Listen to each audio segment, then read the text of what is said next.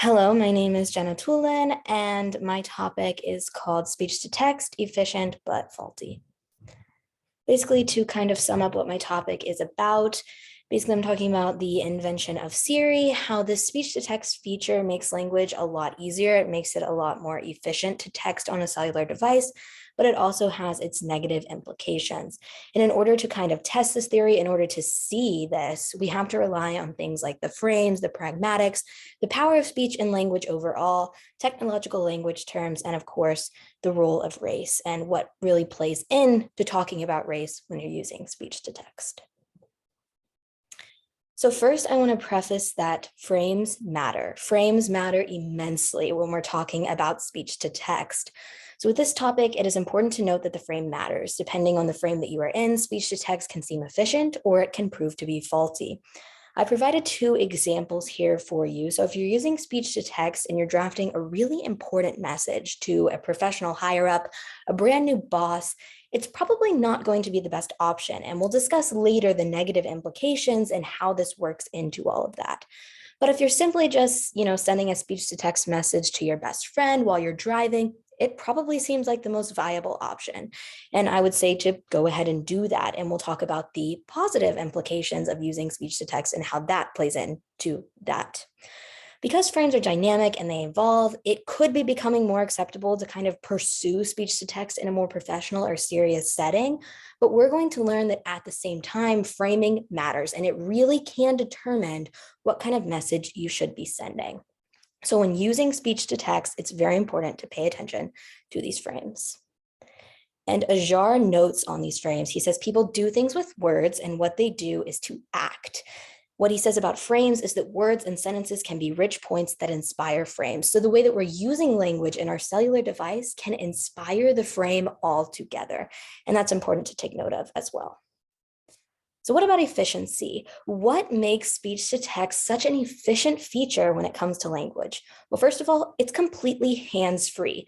So as I was discussing earlier, I can use it in my car. I don't have to touch my phone at all. And this can also prove to be safer for negative situations like texting and driving, which are completely unsafe situations. So if I'm using speech to text and it's completely hands-free, that can make it easier. It also can be more effective for drafting long drawn out messages and transcriptions. Let's say that I wanted to transcribe my entire presentation. After the fact, it's probably going to take me an hour or so to watch it back, write everything down, make sure everything is perfectly structured. But if I'm using speech to text for this long drawn out presentation, I can just go back and clean up a few minor mistakes. This makes it more effective in many ways and much more efficient. But it does have some negative implications that involve misinterpretation. So these can involve being sent to the wrong person, the wrong words altogether, wrong inflection or grammar, and constant transcriptions. So let's break each of these down. So this slide is titled Wrong Person, Right Words. What does this mean? Basically means that Siri has a tendency to send messages to the wrong person. And I provided an example that we'll go into a little bit more depth in a minute. But Toni Morrison notes in her Nobel Prize speech how language can be powerful, how language can be dehumanizing, how it can be oppressive, how it can bring people up, how it can be creative, inspiring. Language has powers. It has the ability to act, as Ajar notes. And so we have to note that when we're using speech to text and we accidentally send a message to the wrong person, language is powerful. If we're sending a negative message about someone and it actually ends up being sent to that person, that language acts, it proves something, and it can prove to be extremely oppressive. So it's important to keep that in mind. The example I'm showing is completely harmless. It is not an oppressive form of language. No one was talking bad about me, but I still think it's important to understand that these situations can happen.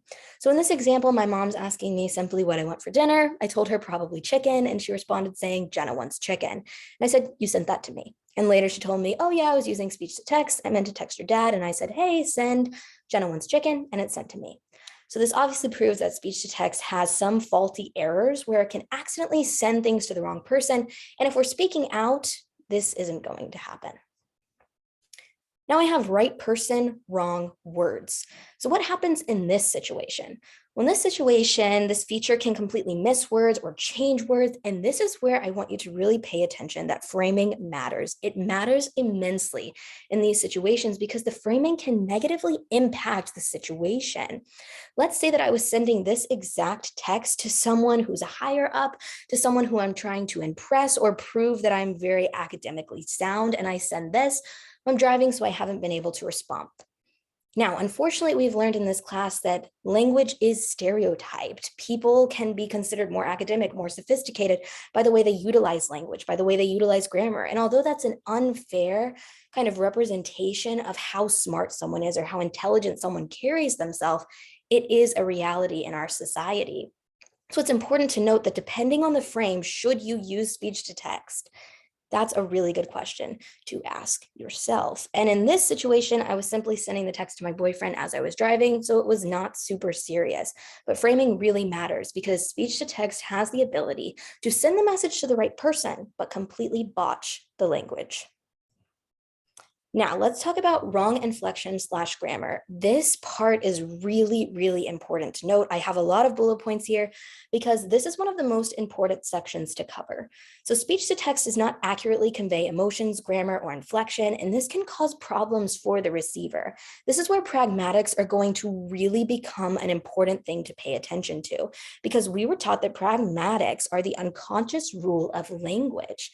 So in modern language, if we see a message like the example that I've provided, where my friend texted me, wow, very productive, I immediately thought she's mad at me because there was no punctuation, there was no exclamation point, there was no emoji. And these are pragmatics of these situations.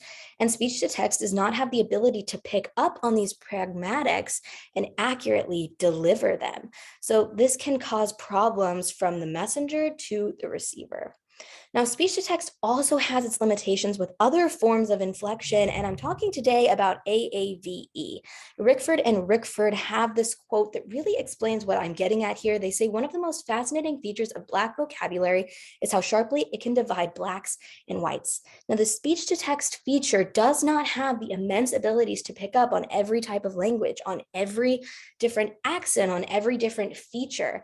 And these are distinguishing aspects of other languages that speech to text may not be able to pick up on. And thus, this leads to greater divisions when we're talking about language. This is a serious problem. This is where the role of race or different languages comes into play to prove that speech to text does have its limitations. It can't pick up on these inflections or the grammatical differences or aspects of other languages.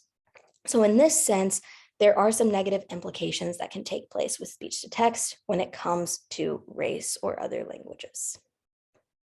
Finally, let's talk about words all the time. Is your phone constantly transcribing what you're saying?